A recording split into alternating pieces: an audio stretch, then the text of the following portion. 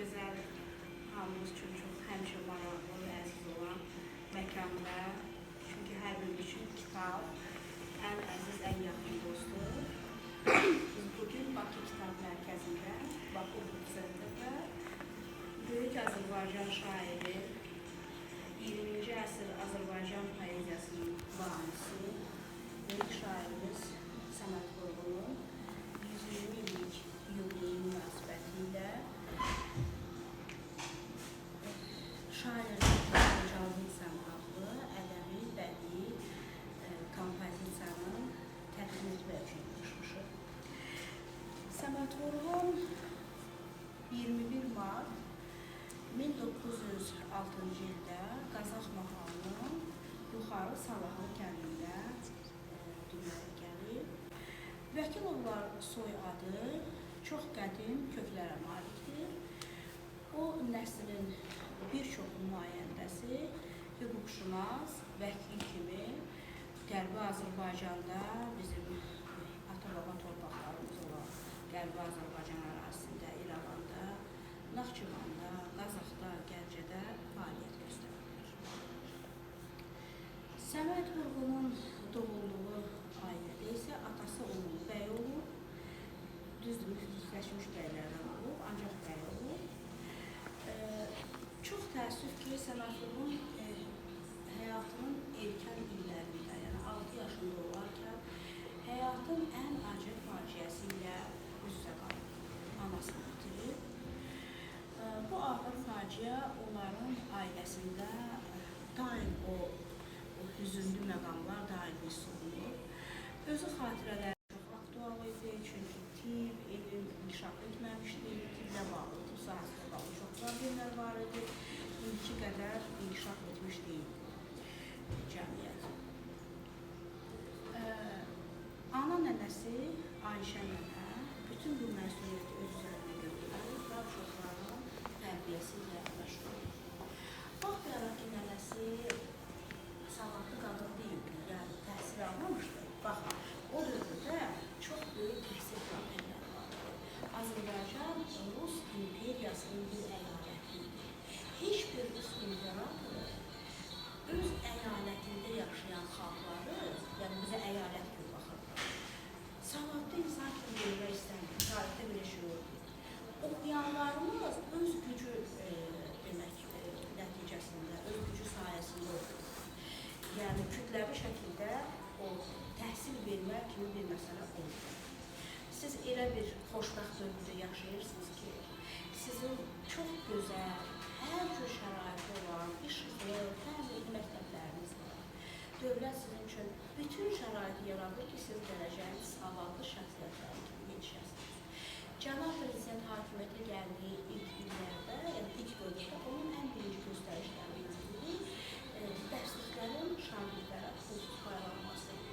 Bu da təhsildə atılmış ən böyük addımdır, hesab edirəm. Siz hər il pulsuz dərsliklər verərək oxuyub, savad alırsınız, dünyaya elmlərə gələrsiniz. Bunu həmişə dəyərləndirin. Həmişə oxuyun və həmişə bilin ki, elm və maarif yolundan başqa yol yoxdur. Uğur qazanmağın ilk açarı məhz elmə yiyələnməkdir. Nənəsi baxmayaraq ki, savadlı qadın deyildi, bayaq dedim, amma o folklorumuzu ümumiyyətlə Qazax mahalı elə bilirdi ki, mənə həmişə elə gəlir ki, orada doğulanlar artıq şair doğulurlar. Hər biri həm aşıq olur, sazda ifa etməyi bacarır ki, Səməd Vurğun atası da bunu bacarırdı və Səməd Vurğun artıq olub da böyüyürdü. Və ümumiyyətlə gözünü açanda el, oba, kənd, hamı söz deyir, hamı şeir yazır, hamı şeir qoşur, hamı saz çalır. Bu mühitdə və nənəsinin də verdiyi bu tərbiyə ilə Səməd Vurğun böyüyürdü. Onu da deyim ki, onun nənəsi böyük Azərbaycan şairi, diplomatı, dövlət xadimi Molla Pənah Vaqifin nəslindəndir. Bu genetik faktorda sözsüz ki, öz sözünü deyir Səməd Vurğunun həyatında, öz izlərini saxlayır. Səməd Vurğun baharda dünyaya gəlir. Onun ən sevdiyi fəsil bahardır. Bizim hamımız üçün, Azərbaycan xalqı üçün ən əziz gün olan Novruz günüdür. Hansı günü ki, biz bütün ili gözləyirik, o gözəl ənənələrimizi yaşatmaq üçün. Və çox təəssüf ki, elə yaz fəslində də, baharda da, may ayında, bir neçə gündən sonra Səməd alım günüdür. O dünyasını dəyişir, uzun sürən xəstəlikdən sonra. Və bu sevdiyi, o təbiətin oyandığı, insana mənəvi gözəllik bəxş etdiyi bir fəsil haqqında Səməd bir neçə şeir yazır. Kim bilir bahar şeiri Səməd kim deyəcək? Məryəm buyur. Bahar nə xoş gəlir, ruha dad verir, xəyala, duyğuya qol qanad verir. Var olsun şeirimiz, şairlərimiz, hər gülə, çiçəyə təzə ad verir. Çıxır dağ döşünə körpə quzurlar, tərlanın səsini əks edir sular. Səhər yuxusundan ayıldır məni, sinəmə sığmayan böyük duyğular. Aha, bəs növbəti şeiri, buyur qızım. Bahar istəklisən başda, bilirsən xoşbəxt anadan, gözünün otusan şeirin sənətin, ən gözəl qızsan sən təbiətin, sənin də şair tək qanın qaynardır, yerdə arzuların gül atır rəng-rəng, başında daima fikirlər vardır, daima döyünür sinəndə ürək, yerdə arzuların gül atır rəng-rəng. Çox sağ olun uşaqlar. Deməli, uşaqlar, elə bir dövr gəlir yetişir ki, Azərbaycan xalqı üçün çox tarixi məna daşıyan bir tədris ocağı, Gürcüstanın Qori şəhərində yerləşən Qori müəllimlər seminariyası ki, o seminariyada Üzeyir bəy təhsil alıb, Mirzə Cəlil təhsil alıb, Süleyman Sadə Axundov təhsil alıb və s. bizim görkəmli ziyalılarımız təhsil alıblar. O seminariyanın Qazax filialını, yəni Qazaxa köçürülən müvəffəq olur, böyük, maarifpərvər, alim, ədəbiyyatşünas, maarifçi Firidun bəy Köçərli, tarixi bir şəxsiyyət, fenomenal bir şəxsiyyət Firidun bəy Köçərli. Və onu da deyim ki, Firidun bəy Köçərlinin xanımı, Badisəbə xanım Köçərli, Azərbaycanın ilk qadın pedaqoqlarındandır, hansı ki evini məktəbə çevirir və Qazaxın ən uzaq kəndlərindən qızları gətirib evinə onlara savad verib, təhsil verir. Və o xanım Səməd atasından qovul olur. Məktəb filial açılanda, seminariya filialı açılanda Səməd nənəsi nəvələrini götürür, gətirir o filiala və deyir ki, Firidun bəy, mənim də uşaqlarımı yazdır, oxusunlar. Səmədin onda, o balaca Səmədin onda 10 yaşı vardı. Baxmayaraq ki, kənd uşaqları fiziki cəhətdən çox belə güclü olurlar, daha belə fiziki aktiv olurlar. Səməd uşaq yaşından belə zəif, tez-tez xəstələnən uşaq olur. Firidun bəy bax, böyüsün, gətirərsə. Nənəsə götürüb uşaqları getmək istəyəndə, Səməd çönüb arxaya deyir ki, Firidun bəy, sən bu balaca bədənə baxma, bu balaca bədəndəki böyük ürəyə bax. Bu sözlərdən, təəccüblərdən Firidun bəy, yəni uşaq, bir balaca uşaq mənə belə cavab verirsə, belə hazır cavabdırsa, gör onda nə istedadlar var və onu yazdırır məktəbə. Beləliklə, Səməd seminariya həyatı başlayır. Ona deyir ki, seminariya təkcə, seminariya müəllim yetişdirmək üçündür, amma həm də onlara müxtəlif musiqi alətlərini ifa etməyi öyrədirdilər, ən çox skripkada. Səməd burada skripkada ifa etməyi öyrənir. Deməli, həm sazda ifa etməyi bacarırdı, həm skripkada. Məktəbi bitirəndən sonra o Qubada, Gəncədə, Qazaxın özündə müəllim kimi fəaliyyət göstərir.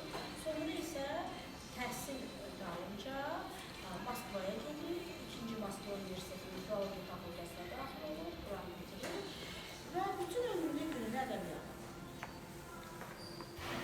bağlayır və 20-30-cu illərdə onun böyük yaradıcılıq yolu başlayır və Ankara'da bir neçə kitabı çapdan çıxır, şeirlər. Hansı kitablarının hamısı Səməd kimdir? Gülnarə buyur.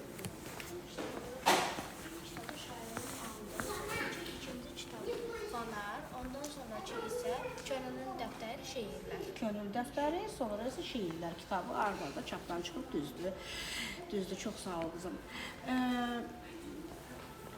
Bu dövrdə Səməd Vurğun hamımızın çox yaxşı bildiyi, bağçaya getmişsə sizə ilk bu şeiri öyrədiblər və mənim çox sevdiyim, hamımızın çox sevdiyi Azərbaycan şeirini yazır 33-cü ildə.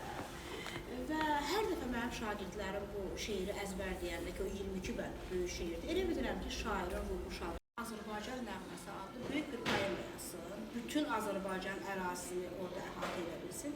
Çox təəssüf ki, xəstəlik ona imkan vermir və bu arzu elə arzu olaraq da qalır.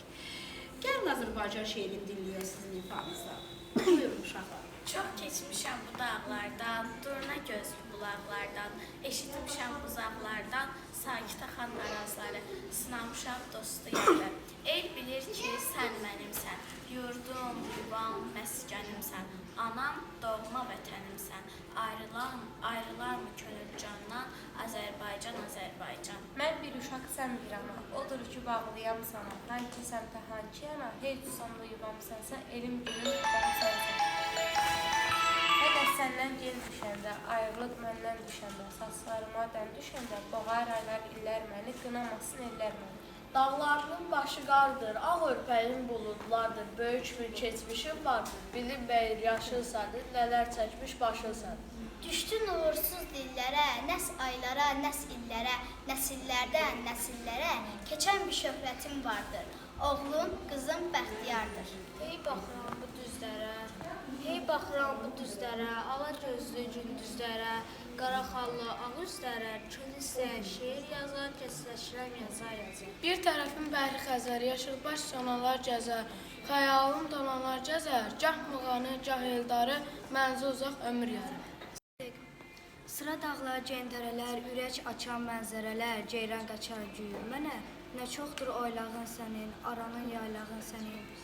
Geç bu dağdan, bu arandan, Astaradan, Lənkərandan, Afrikadan, Hindistandan qonaq gəlir bizə quşlar, zülm əlindən qurtulmuşlar. Bu yerlərdə limon sarı, əyir salır budaqları, dağlarından dümaq qarı, yaranmışdı qarlı qışda, bir səngər yaranmışdı. Lənkəranın gülü rəng-rəng, yurdumuzun qızları tək, dəmlə çayı, tökvər görək, anamın dilbər gəlini, yadları açmır.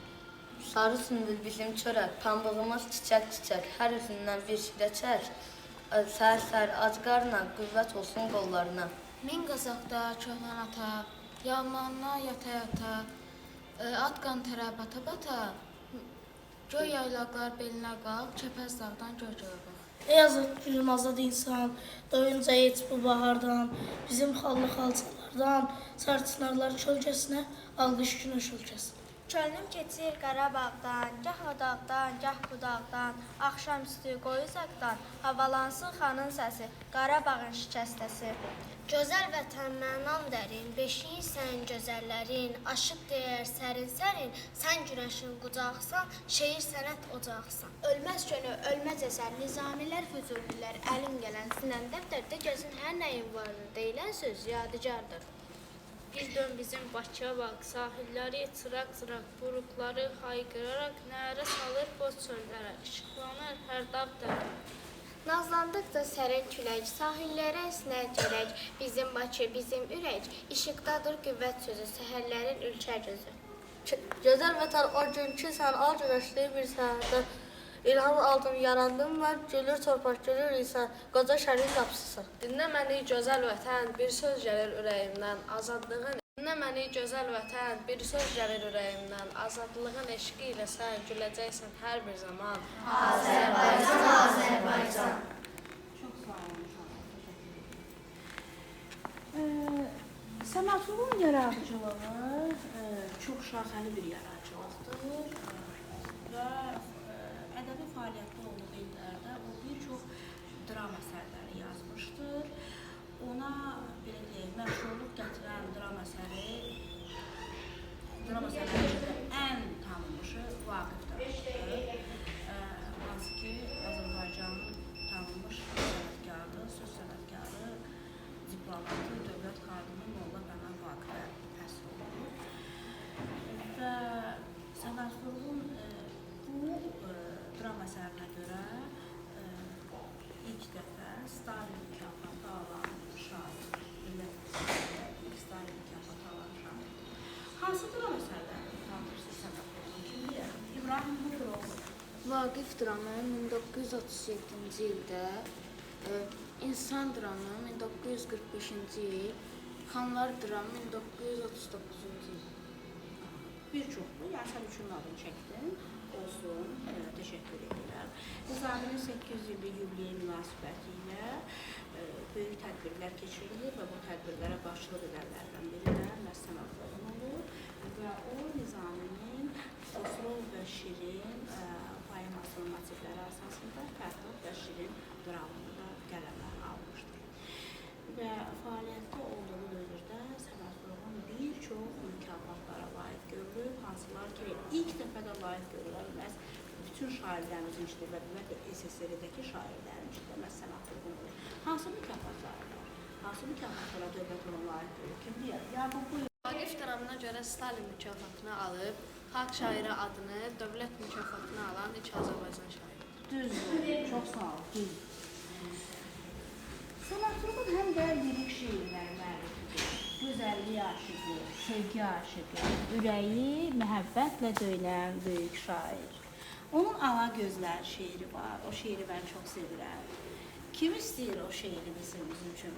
Bizim Ala Gözlü qızımız Ayağım, buyur, buyur Ayağım. Yenə qılıncını çəkdi üstümə, qurbanı olduğum o ala gözlər, yenə cəllad olub durdu qəsdimə, qələmqaş altında piyalə gözlər.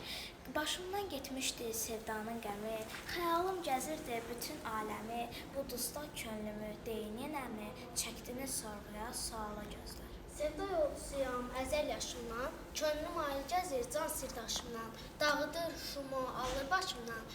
Süzülüb gedəndə xəyala gözlər, gərdənim minadır, boyun tamaşa, ay da həsəd çəkir, o qələm qaşa, bir cüt ulduz kimi verib baş-başa, yanıb şölə salır camala gözlər. Mənim sevgilimdir o gözəl pəri, qoy üzə vurmasın keçən günləri, mən qədir bilənəm əzəldən bəri, sizinlə yetmişəm kamala gözlər. Cahanda hər hökmü bir zaman verir, dünən dövran sürən bugün can verir, illər xəstəsiyəm, yaram qan verir, siz məni saldınız bu hala gözlər.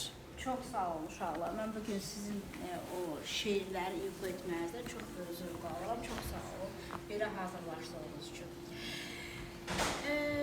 Şuşa mövzusuna toxunmaq istəyirəm. Şuşa bizim üçün ən müqəddəs mövzudur. Dünya insanlar axın edir, o müqəddəs torpaqlar var. Azərbaycan xalqı üçün də müqəddəs yerlərdən biri və birincisi məhz Şuşadır. Tarix boyu Şuşa hücumlara məruz qalıb, tarix boyu Şuşanı bizdən qoparmaq istəyiblər. Müəyyən qədər müvəffəq olsalar da bəzi şər qüvvələr, amma sonunda ədalət qalib gəlib, ədalət zəfər çalıb və özünüz də bilirsiniz ki, 30 ilə yaxın müddətdə bizdən qoparılmış ana vətənimizin ürəyi olan Şuşa məhz 2020-ci il 8 noyabr tarixində Azərbaycanın igid oğulları, Azərbaycanın Ali Baş Komandanının ordusu, müzəffər ordusunun əsgərlərinin səyi, qəhrəmanlığı, öz canlarına keçməsi nəticəsində və Şuşanın relyefi elə bir relyefdir ki, ora texnika, hərbi texnika qaldırmaq mümkün deyil. Əlbəyaxa döyüşlərdə o müqəddəs torpağı erməni torpağından, düşmən torpağından azad. Səməd Vəzinin Şuşa ilə çox gözəl bir şeiri var. Siz o şeirləri bilirsiniz. Gəlin o şeirlə səsləndirən böyük uşaqlar. Buyur Əslər, buyur. Boynuna girməyə qalmışdı biraz, gönül fərəhlənib eylədi pərvaz. Ölməyib görəydim seyrini hər yaz, səndən vardır başqa lətafət Şuşa. Dağlardan qapar havalı yerlər, ah o sərin yerlər, səfalı yerlər. Dağıdı huşumu divanə eylər, müsalın hər kəsə səadət Şuşa. Xırdaca yağışın yağar, sənsən içində günəşin doğar, bir ağız, bir bulaq suyunu soğar, eyləyərsən yenə qiyamət Şuşa. Bir əcəb gülşəndir torpağın daşın, dumanlı dağlardır həyat yoldaşın, bir ağrı gördümü ömründə başın, ey filtrə xəlq olmuş təbabət Şuşa. Çox sağ ol sana, təşəkkür yazıqlar. Çünki onun ürəyi o qədər böyük, o qədər ürəyi vətəndə, sevgiyle, humanizmle, insanpərvərliklə duyulur. Səməd Vəzinin evinə gələn insanların mən bir çox demək olar ki, Azərbaycanın bütün tanınmış şəxsiyyətlərin ev muzeylərində olmuşam. Hətta xarici ölkələrdə tanınmış şəxsiyyətlərin ev muzeylərində olmuşam. Mən 2 ev muzeyinə gedəndə, bir Üzeyir bəyin, bir də Səməd Vəzinin ev muzeyinə gedəndə elə hiss edirəm ki, ev yəsinin ruhu o evdə gəzir.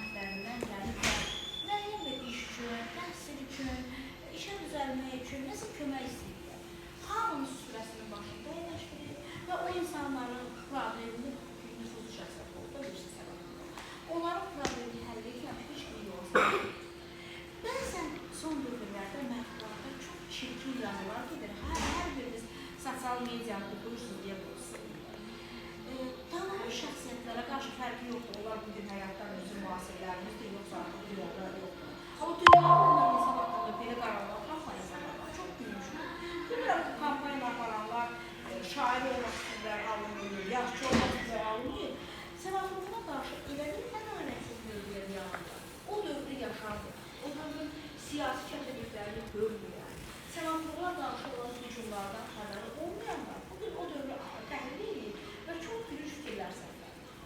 Mən istəyərdim ki, siz heç vaxt o qaranlama kampaniyalarını baş geçməyəsiniz. Ümumiyyətlə heç kim var. Belə yazılar görür ki, onları götürür, onları öyrənin, özünüz beynizdə müsbət fikirlərə gəlmişdir, müsbət fikirlərə yaşayın, negativ fikirlərə fakirlər, həm də pozitiv fikirlərə yaşayın. Senatorun uzun müddət xəstə olur, Pekində olanda ona o ağır xəstəliyi diaqnozu qoyulur, sonra vətənə qayıdır, müalicəsinin heç bir effekti olmur, heç bir təsiri olmur və o dünyası dəyişir. Senatorun dəxil etməyə dünyanın bir çox ölkələrindən tanınmış ictimai xadimlərdir. Və Azərbaycanın bütün rayon və kəndlərindən insanlar Bakıya axışır. Bakı sonralarda belə dəfn mərasimi görmüşdür, amma ilk belə Kürtlərin dəfn mərasimi ki, hamı özünə borc verir, gəlib şairlə son dəfə görürsün, ona bir mənəvi borcunu versin, belə bir şey olmamışdır. Və o dəfn mərasimində ağlamayan, şairi yas saxlamayan bir Azərbaycanlı oldu. Budur, bu çox yaşamaq deyil, az yaşayıb, amma keyfiyyətli yaşamaq, sevgi qazanmaq, ehtiram qazanmaq, bu hər adama qismət olan bir şey deyil.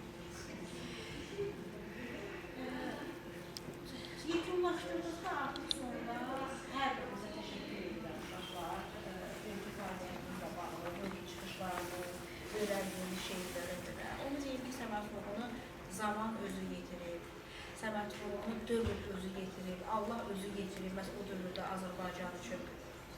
Ümumi liderimiz Heydər Əliyev deyir ki, təsəvvür edin, Səməd Vurğunu da digər o repressiyaya uğrayan sənətkarlar kimi həbs edib aparsaydılar, Azərbaycan ədəbiyyatı necə böyük boşluq yaranır. Bəli, həmişəki kimi ümumi liderimiz Heydər Əliyev bu məsələdə də haqlıdır. Çünki Səməd Vurğunu olmadan 20-ci əsr Azərbaycan ədəbiyyatı mümkün olacaq. Hansı ki, bəlkə bu dünyada yoxdur və yaxud çox yaşlılar, yaşayırlar bizim müasirlərimizdir. Onların hər biri Səməd Vurğun ədəbi məktəbini keçib, ondan bəhrələnib, fərqi yoxdur, şəhsətanlıqlar yoxsa yox, ondan bəhrələnib, ondan öyrənib, onun yolu ilə gediblər.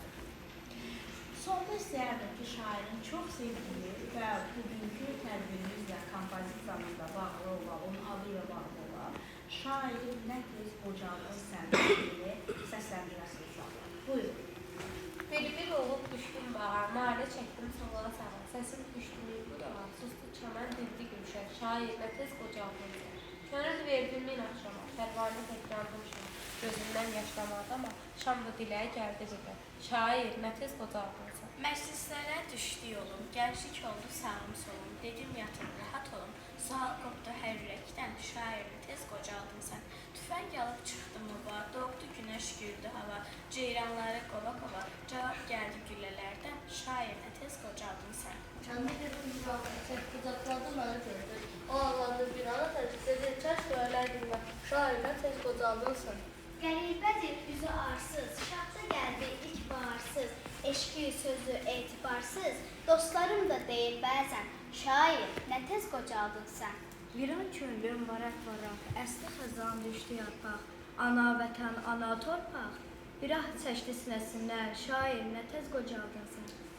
Polad sinən, göz bu dərdə, günəş batmaz ilk səhərdə, insan dolu iblislər də baxıb mənə deyir qəsdən, şair nə tez qocaldın sən. Qartal olub qanad açdım, zamanları keçib açdım, insanlardan uzaqlaşdım, səda gəldi yerlə göydən, şair nə tez qocaldın sən. Nimət sədə gözəl şiir, şair olan qəm deyir, ömrü keçir bu adətlə, uğurlu bir saadətlə. Görən məni nədir deyir, saçlarından düşən bu dən, şair nə tez qocaldın sən. Dünən mənə öz əlində gül gətirən bir gəlin də, gözlərində min bir sual heykəl kimi dayandılar. O bəxtəvər gözlərində mən oxudum gözlərindən, şair nə tez qocaldın sən. Ovçuluğa meyil saldım, gecə gündüz çöldə qaldım. Dağ başında elif düzə, bir oxucu səslə. Necə ceyran nişan aldım, cavab gəldi güllələrdən, şair nə tez qocaldın sən. Bəzən uca, bəzən asta, ötür sazım hissim üstə, anda yalan, eşqi yalan, dostluğu da rüşvət olan, ürək çıxan bir iblis də, üzüvarı deyir hərdən. Şair nə tez qocalır. Saç ağardı, ancaq ürək alovludur əvvəlki tək. Saç ağardı, ancaq nə qəm, əlimdədir yenə qələm. Bilirəm ki, deməyəcək bir sevgilim, bir də vətən. Şair, nə tez qocaldın sən. Ürəkdən təşəkkür edirəm. Bilirsiniz, sizi nə qədər çox istəyirəm. Azərbaycan ədəbiyyatına, Azərbaycan şeirinə, sənətruğuna qarşı bu qədər ehtiramla, məhəbbətlə yanaşdığınız üçün hər birinizə dərin təşəkkürümü bildirirəm və sonda bu gözəl Bakı Kitab Mərkəzinə, onun rəhbərliyinə, bizim üçün yaratdıqları bu şəraitə görə ürəkdən təşəkkürümü bildirirəm. Çox sağ olun.